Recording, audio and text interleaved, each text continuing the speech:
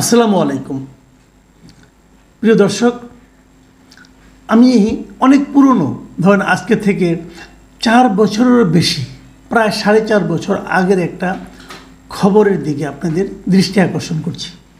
হয়তো আপনাদের অনেকে চোখেও পড়েছিল, কারণ ওটা একটু আনইউজুয়াল খবর ছিল, খুব সাধারণ কোনো খবর ছিল না, একটু নতুন ধরনের খবর ছিল। সেটা হলো jaganews24.com একটা খবর উঠেছিল যে হাওরের ডলি রানী সরকারের কথা, যে শিরোনামটা ছিল টাকার অভাবে বই কিনতে না পারা মেয়েটি হলেন এএসপি, মানে বিসিএস দিয়ে পুলিশ ক্যাডারে উনি চাকরি পেয়েছেন। হাওরের একটা মেয়ের নাম তার ডলি রানী সরকার। উনি কিভাবে কত গরিব অবস্থা থেকে একসময় বই কিনতে পারতেন না, এই অবস্থা থেকে সংগ্রাম করে মেধার জোরে, পরিশ্রমের জোরে, অধ্যবসায়ের মাধ্যমে কিভাবে উনি এএসপি হতে পেরেছেন। 38তম বিসিএসের ঘটনা সেটা। দৈনিক 14 থেকে 15 ঘন্টা পরে লেখাপড়া করে উনি বিসিএসে পুলিশ ক্যাডারে জায়গা পেয়েছেন, এএসপি হয়েছেন। সেই ছিল নিউজটা 2020 সালের 2 জুলাই এই নিউজটা পত্রপত্রিকায় এসেছিল। নিশ্চয়ই আপনারা ভাবছেন, এত 4 বছর আগে যে মেয়েটা এএসপি হয়েছিল, সে এতদিনে চাকরি করছে, তার সংসার, তার বাবা মার, মানে এত দারিদ্র্যের মধ্যে যিনি মানুষ হয়েছেন, তিনি নিশ্চয়ই তার সংসারের অভাব অনটন দূর করেছেন।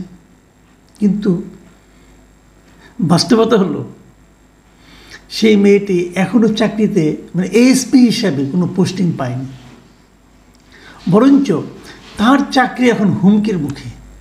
সে আদৌ চাকরি করতে পারবে কি না, তার চাকরি টিকবে কি না, সেটা এখন হুমকির মুখে। একে বলা হয় ভাগ্যের ফের। আমি ঘটনাটা আরেকটু খুলে বলি। আপনারা গত কয়দিন ধরে নিশ্চয়ই দেখছেন যে 40তম বিসিএসের পুলিশ ক্যাডারে যারা ছিল তাদেরকে নিয়ে কি জটিলতা হচ্ছে। কি হয়েছিল 40তম বিসিএসের পুলিশ ক্যাডারের, আমি ঘটনাটা একটু আপনাদের ডিটেলে বলি। 40তম বিসিএস ছিল প্রথম যে কোটা বিরোধী আন্দোলনটা ছিল 2018 সালে। সেই কোটা বিরোধী আন্দোলনের পর প্রথম শতভাগ মেধার ভিত্তিতে, মানে কোটা মুক্ত প্রথম বিসিএস পরীক্ষা 2018 সালে যেটা আবেদন শুরু হয়, এবং সমস্ত পরীক্ষা ভাইবা সব শেষে 2022 নভেম্বরে 1929 জনের নিয়োগের প্রজ্ঞাপন জারি করা হয়। সে বছরের 4 ডিসেম্বর সবাই যার যার মতো চাকরিতে যোগ দেয়। প্রথমে সবাই 6 মাসের বুনিয়াদী প্রশিক্ষণ করে।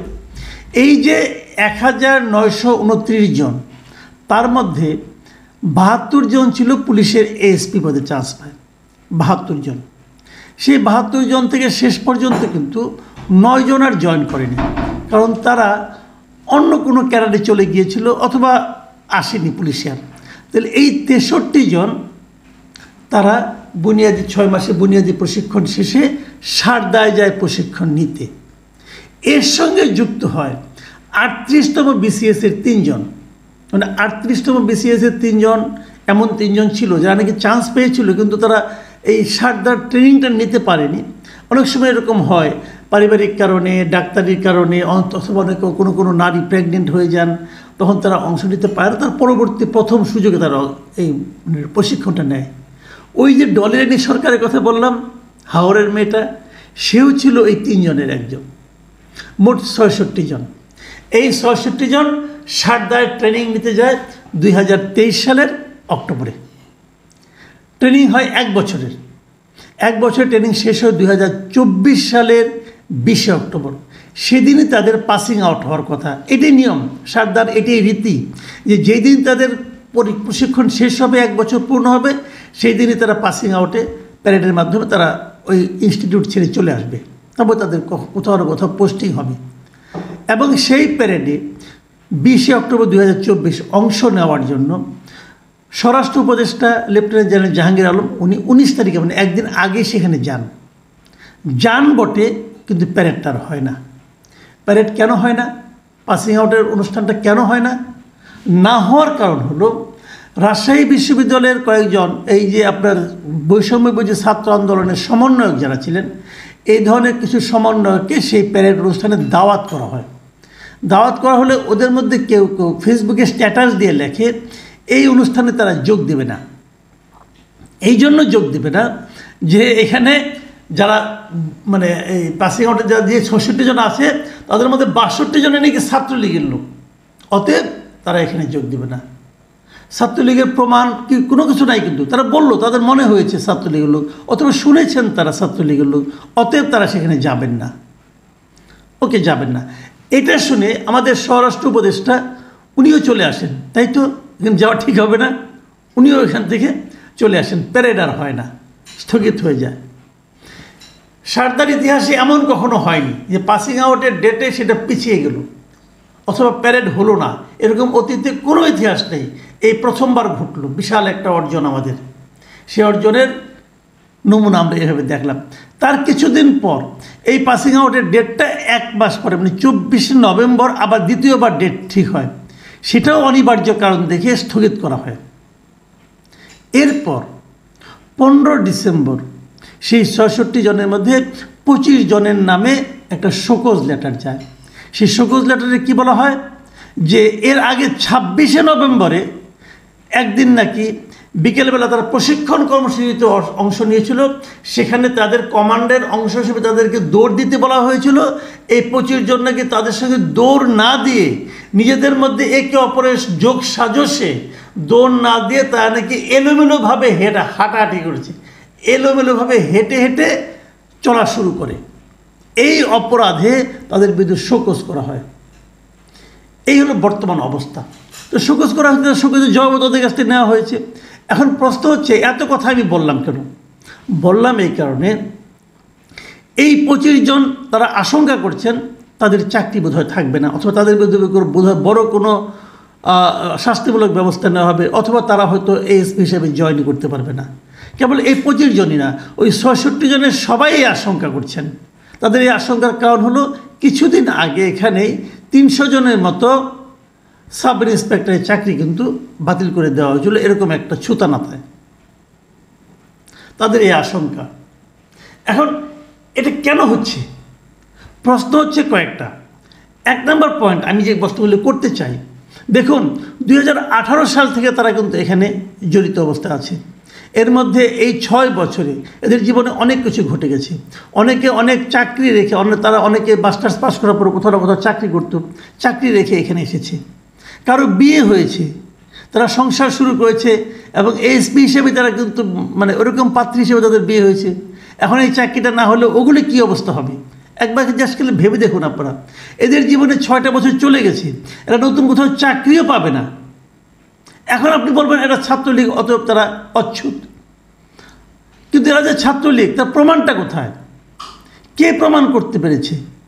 কোন প্রমাণের ভিত্তিতে আপনার মনে হলো এরা ছাত্রলীগ? একজন সমন্বয়ক বললেন, হয়ে গেল। সমন্বয়ক কি ঈশ্বর নাকি রে ভাই, যে উনি বললেই সব হয়ে যাবে? উনি ফেসবুকে স্ট্যাটাস দিলেন, আমার স্বরাষ্ট্র উপদেষ্টা ভয় পেয়ে কাঁপতে কাঁপতে আমার জেনারেল সাহেব চলে আসলেন ঢাকায়, হয়ে গেল। হচ্ছেটা কি দেশে? বিসিএস পরীক্ষায়, এটা একটা প্রতিযোগিতামূলক পরীক্ষা, আর এটা ছিল কোটামুক্ত বিসিএস পরীক্ষা। এরা কোনো কোটার মাধ্যমে আসে নাই। আপনি বলছেন না ছাত্রলীগের ক্যাডার অথবা ছাত্রলীগ করে, আচ্ছা ধরে নিচ্ছি হাইপোথেটিক্যালি এদের মধ্যে হয়তো ২-১ জন কেউ কেউ করতেও পারে।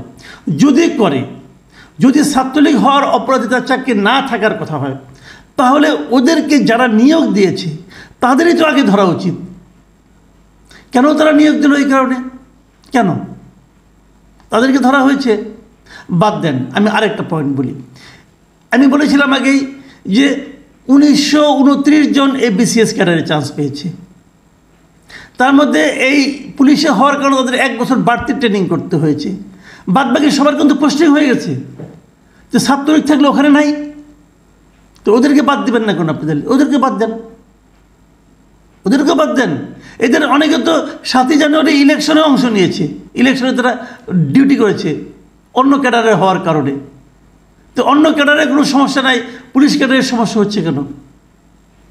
কেন হবে? ব্যাখ্যাটা কি ভাই?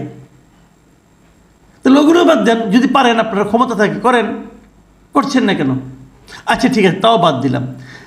এর আগের বছরগুলিতে যদি ছাত্রলীগের পরিচয় সবাই যদি চাকরি হয়ে থাকে, তাহলে আগের বছরগুলিতে 39তম, 38তম, 37তম এই যে বছর যেগুলো ছিল বিসিএস, সবগুলি তো ছাত্রলীগের হতে পারে, সবগুলি বাদ দেন।